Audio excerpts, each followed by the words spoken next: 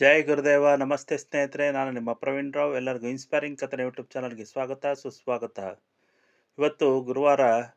ಶ್ರೀ ಗುರುಚರಿತ್ರೆ 24ನೇ ಅಧ್ಯಾಯವನ್ನು ಕೇಳಿ ಶ್ರೀ ಗುರುಗಳ ಕೃಪೆಗೆ ಪಾತ್ರರಾಗೋಣ. ನೀವು ನನ್ನ ಚಾನಲ್ಗೆ ಸಬ್ಸ್ಕ್ರೈಬ್ ಮಾಡಿಲ್ಲ ಅಂದರೆ ದಯವಿಟ್ಟು ಸಬ್ಸ್ಕ್ರೈಬ್ ಮಾಡಿ, ಹಾಗೂ ನನ್ನ ಮುಂದಿನ ಎಲ್ಲ ವಿಡಿಯೋಗಳ ನೋಟಿಫಿಕೇಷನ್ಗಾಗಿ ಬೆಲ್ ಚಿಹ್ನೆ ಒತ್ತಿ.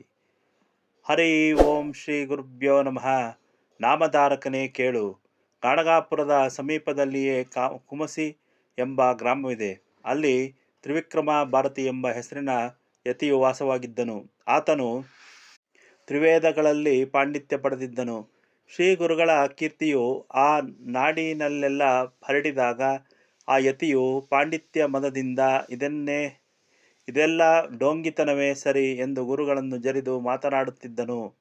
ಕರ್ಣಾಂತರವಾಗಿ ನೃಸಿಂಹ ಸರಸ್ವತಿ ಗುರುಗಳಿಗೆ ಆ ವಿಷಯ ತಿಳಿಯಿತು. ಅವರು ಆ ತ್ರಿವಿಕ್ರಮನ ಯತಿಯನ್ನು ಕಾಣಲು ತಾವೇ ಕುಮಸಿಗೆ ಹೊರಟರು. ಗ್ರಾಮಾಧಿಪತಿಯು ಗುರುಗಳ ಈ ಪ್ರಯಾಣಕ್ಕೆ ವೈಭವದ ಸಿದ್ಧತೆಯನ್ನು ಮಾಡಿದನು.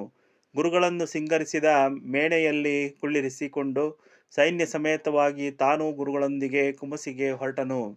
ತ್ರಿವಿಕ್ರಮನು ಭಾರತಿಯು ಪ್ರತಿನಿತ್ಯ ನರಸಿಂಹದೇವರ ಮಾನಸ ಪೂಜೆ ಮಾಡುತ್ತಿದ್ದನು. ಆದರೆ ಆ ದಿವಸ ಆತನ ಮನಸ್ಸು ಚಂಚಲವಾಯಿತು. ಎಷ್ಟೇ ಪ್ರಯತ್ನ ಮಾಡಿದರೂ ಚಿತ್ರದಲ್ಲಿ ನರಸಿಂಹದೇವರ ಮೂರ್ತಿ ನೆಲೆಗೊಳ್ಳಲಾಯಿತು. ಹೀಗೇಗಾಗುತ್ತಿದೆ ಎಂದು ಆತನು ವಿಷಾದದಿಂದ ಕಳವಳಗೊಳ್ಳುತ್ತಿದ್ದಂತೆಯೇ ಗುರುಗಳು ಕುಮಸಿ ಗ್ರಾಮದಲ್ಲಿ ಪ್ರವೇಶ ಮಾಡಿದರು. ತ್ರಿವಿಕ್ರಮ ಭಾರತಿಗೆ ಗುರುಗಳು ತಾನು ನಿತ್ಯ ಆರಾಧಿಸುತ್ತಿದ್ದ ನರಸಿಂಹ ಮೂರ್ತಿಯಂತೆಯೇ ಗೋಚರಿಸಿದರು. ಆತನು ಭಕ್ತಿ ಪುಲಕಿತನಾಗಿ ಓಡಿ ಬಂದು ಗುರುಗಳಿಗೆ ಸಾಷ್ಟಾಂಗ ನಮಸ್ಕಾರ ಮಾಡಿದನು. ನಮಸ್ಕಾರ ಮಾಡಿ ಮೇಲೆದ್ದು ನಿಂತಾಗ ಇಡೀ ಸೈನ್ಯದಲ್ಲಿಯ ಪ್ರತಿಯೊಬ್ಬ ಕಾಲಾಳುಗಳು ಆತನಿಗೆ ನರಸಿಂಹ ರೂಪದಲ್ಲಿಯೇ ಕಾಣಿಸತೊಡಗಿದರು. ತ್ರಿವಿಕ್ರಮ ಭಾರತಿಗೆ ಯಾರಿಗೆ ನಮಸ್ಕರಿಸಬೇಕು, ಏನು ಮಾಡಬೇಕು ಎಂಬುದೊಂದು ತಿಳಿಯದಂತಾಯಿತು. ಆತನು ಕಕ್ಕಾಬಿಕ್ಕಿಯಾಗಿ ಮೇಣೆಯಲ್ಲಿ ಕುಳಿತಿದ್ದ ಗುರುನಾಥನ ಪಾದಗಳನ್ನು ಗಟ್ಟಿಯಾಗಿ ಹಿಡಿದುಕೊಂಡನು. ಗುರುಗಳನ್ನು ಕುರಿತು, ಹೇ ಜಗದ್ಗುರುವೇ, ನೀನು ತ್ರಿಮೂರ್ತಿಗಳ ಅವತಾರವಿರುವಿ. ಸರ್ವವ್ಯಾಪಿಯಾದ ನಿನ್ನ ವಿಶ್ವರೂಪವನ್ನು ಪಾಮರನಾದ ನಾನು ಈ ಚರ್ಮಚಕ್ಷುಗಳಿಂದ ನೋಡಲು ಸಮರ್ಥನಾಗಿರುವೆ. ನೀನೇ ನನ್ನ ಮಾನಸಾಂತರ್ಗತ ನರಸಿಂಹ ಮೂರ್ತಿ ಎಂಬುದನ್ನರಿಯದೆ ನಾನು ಅಪರಾಧ ಮಾಡಿದೆ. ದೇವ, ದಯವಿಟ್ಟು ನನ್ನನ್ನು ಕ್ಷಮಿಸು. ನಿನ್ನ ಶಾಂತ ಸ್ವರೂಪ ತೋರಿಸು ಎನ್ನುತ್ತಾ ಪಾದಗಳಿಗೆ ಪದೇ ಪದೇ ತನ್ನ ಹಣೆಯನ್ನು ಹಚ್ಚಕೊಡತೊಡಗಿದನು.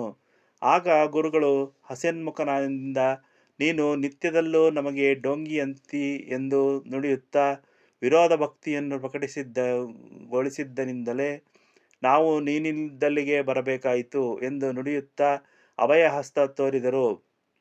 ತಕ್ಷಣವೇ ತ್ರಿವಿಕ್ರಮನಿಗೆ ಆ ಸೈನಿಕರೆಲ್ಲ ತಮ್ಮ ನಿಜ ಸ್ವರೂಪದಲ್ಲಿ ಕಾಣಿಸತೊಡಗಿದರು.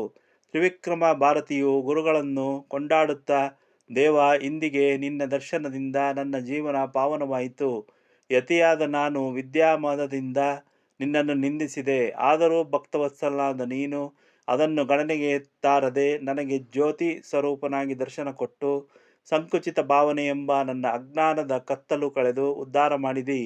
ಶ್ರೀಕೃಷ್ಣನು ಅರ್ಜುನನಿಗೆ ವಿಶ್ವರೂಪ ತೋರಿದಂತೆ ಇಂದು ನೀ ನನಗೆ ನಿನ್ನ ವಿಶ್ವರೂಪ ತೋರಿಸಿದಿ. ನಾನಿಂದು ಪುನೀತನಾದೆ ಎಂದು ಪರಿಪರಿಯಾಗಿ ಸ್ತುತಿಸಿದನು. ಗುರುಗಳು ಆತನ ಸ್ತೋತ್ರದಿಂದ ಸಂಪ್ರೀತರಾಗಿ, ತ್ರಿವಿಕ್ರಮ, ನಿನಗಿನ್ನು ಶಾಶ್ವತವಾದ ಸದ್ಗತಿಯು ದೊರೆಯುವುದು, ಯಾವುದಕ್ಕೂ ಚಿಂತಿಸಬೇಡ ಎಂದು ಅಭಯವಚನ ನೀಡಿದರೆಂಬಲ್ಲಿಗೆ ಸಾರರೂಪ ಶ್ರೀ ಗುರುಚರಿತ್ರೆಯ 24ನೇ ಅಧ್ಯಾಯ ಮುಗಿಯಿತು. ಇಷ್ಟ ಆದರೆ ಲೈಕ್ ಮಾಡಿ, ಕಮೆಂಟ್ ಮಾಡಿ, ಸಾಧ್ಯವಾದಷ್ಟು ಶೇರ್ ಮಾಡಿ. ಧನ್ಯವಾದಗಳು.